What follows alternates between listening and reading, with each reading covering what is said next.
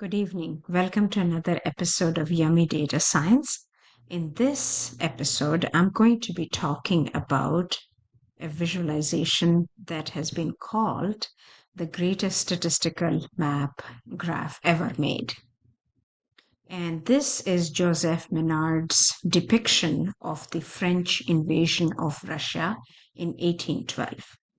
Much has been said about this map, so I'm going to keep this very short, focusing on the dimensions and the data presented in the graph. So what catches the mind right away, the eye right away, is the red line here and the red flow, and then the black line. So let's keep that in mind. And then this graph is also divided into two pieces. There's the flow on top, the red and the black flow on top, and then seems to be a temperature diagram. So we'll talk about each of these elements. So the year is 1812, and what is now present-day Lithuania, Napoleon has amassed 442,000 men um, ready to invade Russia. Half of these are French soldiers and half are from the French Empire of that time. So Napoleon decides to invade Russia, thinking it's going to be a quick lightning campaign and he's going to come back. But no, that was not the case. The French army marched beginning with 442,000 men. You see this black line at the bottom? This line represents how many people came back, and only 10,000 people came back. And so this is drawn to scale. The width of the line, 1 millimeter, is if you stack up all the 1 millimeters, you'll see this is 442,000 soldiers. So they go off, and right from the beginning there are problems. An army is not one big unified structure. It's made up of battalions and so forth. So there was some trouble, and one battalion went off this way. Another set of, I think it's 30,000 men went off this way. And so you can see that in the spring and the summer of 1812, as the army is going to Moscow, it is rapidly dwindling. Okay. Until it gets to Moscow, where only 100,000 of the original 442,000 men are left. And most of them have died not due to war, but to lack of basic sanitation, clean water, food, clothes, etc. So they're in Moscow and they win. The French army wins. But the win doesn't last very long because Moscow is burnt down.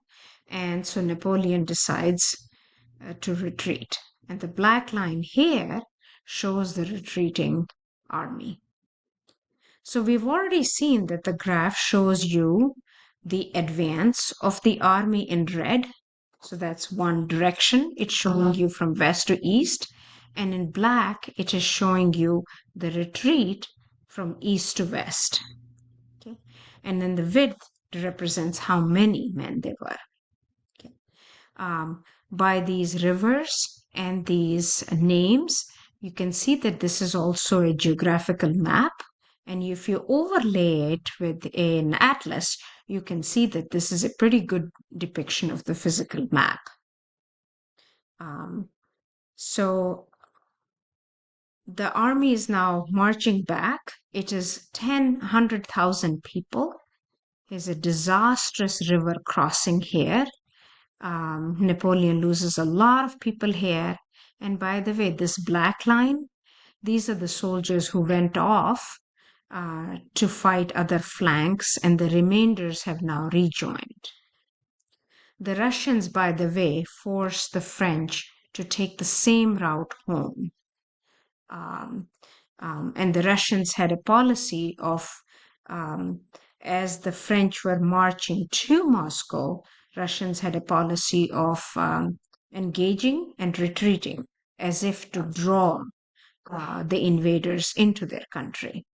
And as the Russians retreated, they burnt down their villages so that the invaders would not have access to supplies. So by forcing them to come back the same way the French had come, that made it even more difficult.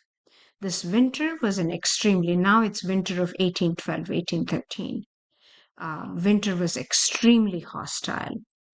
The scale here is not a scale that we are familiar with, but it's fairly close to the centigrade scale. So you can see it was bitterly cold, very inhospitable conditions, and only 10,000 people made it back.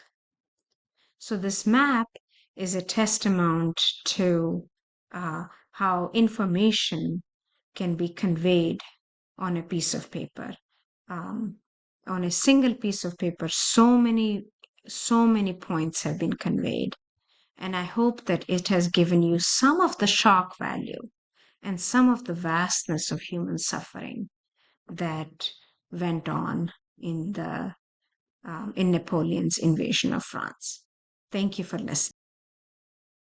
Hi, and here are the sources and additional reading for the visualization I just showed you.